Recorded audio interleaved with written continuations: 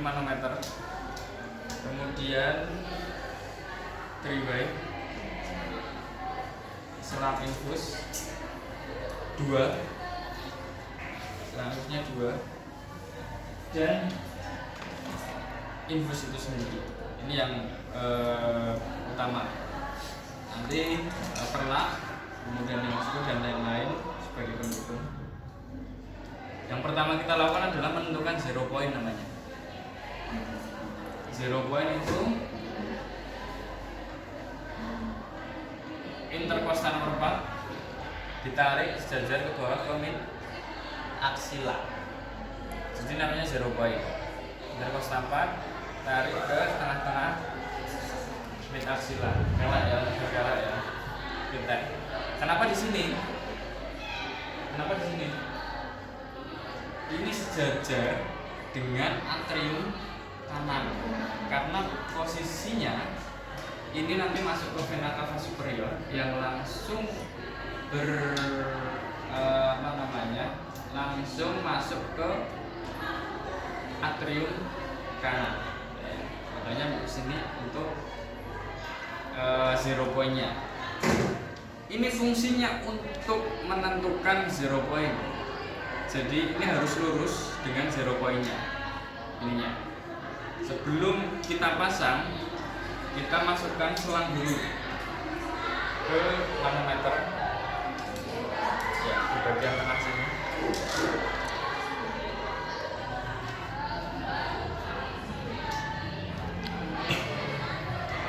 Oke. Baru kita lakukan pemasangan sesuai dengan zero point-nya. Yang infus ya, kalau ada yang infus ini juga nggak apa-apa.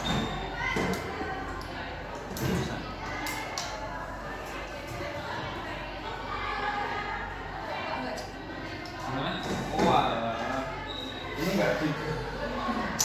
nggak pakai ini juga bisa. Ini jas-jasan ini. Nah, kita tentukan tengah zero point-nya. Sini ya, bisa. Kemudian ini dipastikan nggak ada tank saja. Ini dipakai ikat atau dipasang. Bisa pakai ini atau bisa pakai karet ya.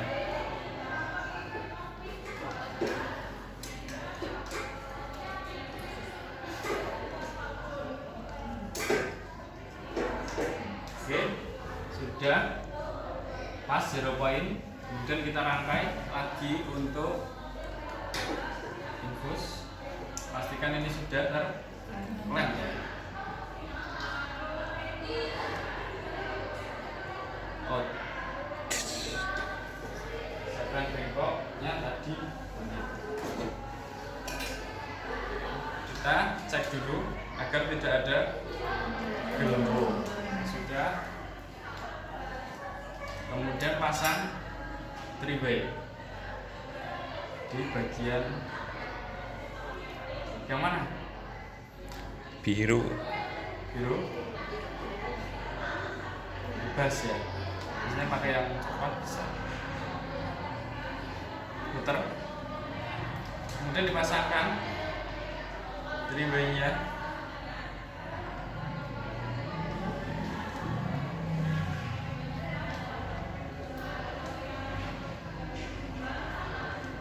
Pemasangan sudah selesai, seperti ini aja pemasangannya. Tapi kan besok evaluasinya dari pra interaksi ya. Ya, perawat asisten melakukan tindakan pengukuran tekanan vena sentral pada pasien di ruang ICU. Pasien CKD bertujuan untuk melihat apakah normal atau tidak tekanan vena sentralnya.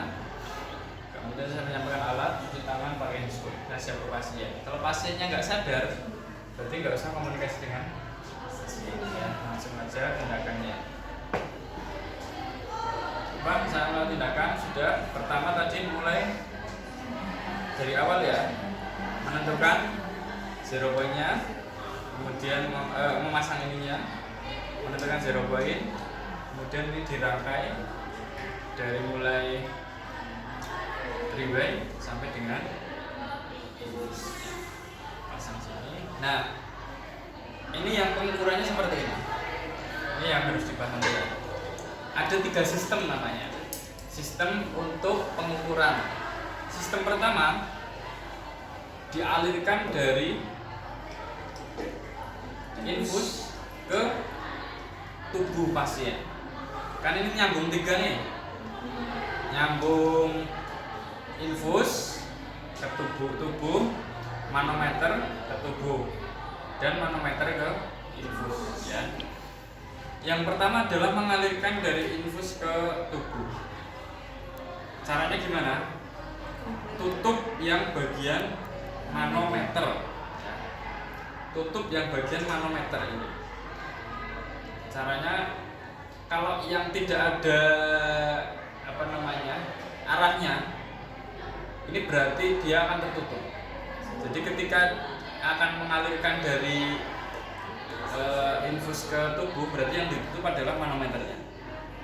Dia akan mengalir dari infus, dibuka klemnya, ini dibuka klemnya, ditarik, kemudian dialirkan sampai lancar, sekitar 5-10 detik, lancar, diklem lagi, ini klem lagi,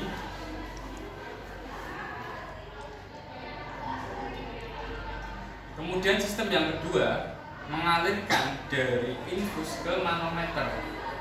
Berarti yang ditutup adalah yang ke tubuh. Jadi ini masuk ke dari infus ke manometer. Dialirkan sampai nanti di sini kelihatan ya.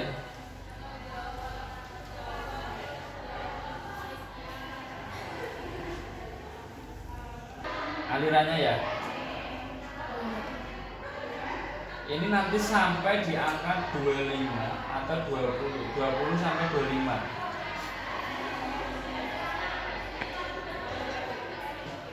Ini maksudnya ini kayak air raksa itu ya.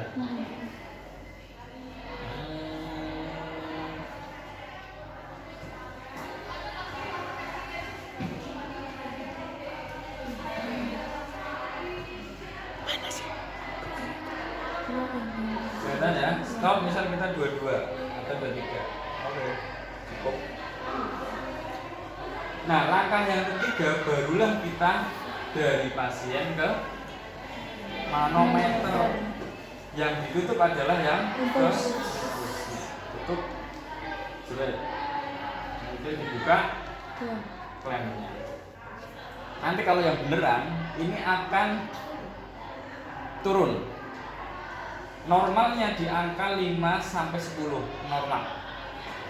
Kalau dia lebih dari 10 namanya hipervolemi. Dia akan kelebihan, dia tandanya adalah kelebihan cairan di tubuh. Sehingga dia akan lebih menekan di bagian pembuluh darahnya sehingga dia naik di sini. Nanti ada namanya undulasi ya. Undulasi itu naik turunnya ujung dari air ini di bagian ukuran. Jadi misal naik turun, oh ternyata naik turunnya stabil di angka 6. Berarti nanti hasilnya adalah 6. Dia normal. Kalau naik turunnya di angka 10 sampai 11 berarti lebih dari 10, ada yang bilang 12 ya. Biasanya ya masih dikatakan normal. Kalau lebih dari 12 misal 14 di sini tidak normal, hipervolemi. Kalau di bawah 5, misal 2 atau min 1, di bawah ini juga namanya hipovolemi. Terus apa rencana keperawatannya kalau hipervolemi? Hiper itu nanti di IP ya, membatasi cairan karena dia sudah berlebihan. Kalau hipo, iya menambahkan cairan. Seperti itu.